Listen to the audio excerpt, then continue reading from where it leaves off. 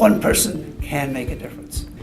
The ideas that we leave on the table because there's no funding just set us back year by year from curing more people with breast cancer. The budget for the National Cancer Institute has been flat for about 5 years. If you apply to the National Cancer Institute for a grant and it is approved, they're only funding 8% of approved grants. And this program, by providing $50,000 in seed money, allows another investigator to be funded. The return on investment in terms of future grants based on the PBCC's research award is enormous. We came up with the idea of reaching out to the citizens of Pennsylvania through the income tax checkoff and inviting them to dedicate their state tax refund for breast cancer research.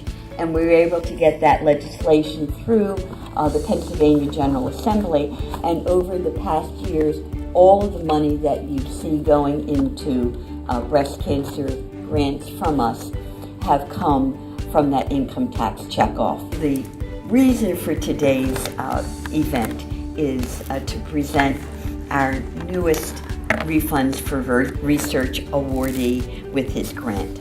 Dr. Xianxin Hua, an outstanding researcher both here in the United States and in his home community in China, and it is for that reason that we award Dr.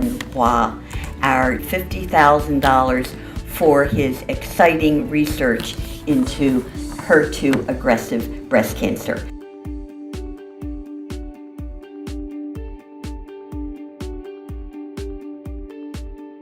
This is a very actually effective way to support cancer research, breast cancer research very effectively, and to actually find some very high risky and rewarding actually opportunity to make a huge difference.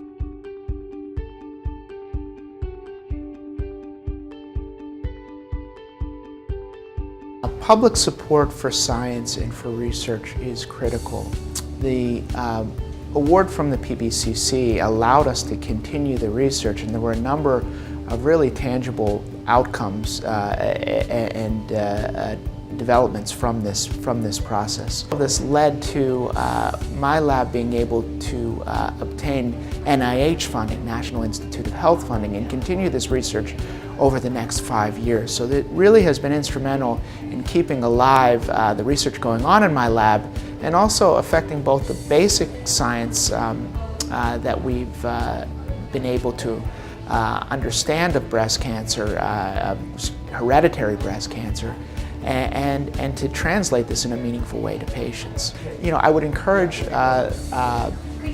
taxpayers to consider this option, and I would also encourage them to investigate and to learn more about how research is done in academic centers and how many breakthroughs have occurred because of this type of support.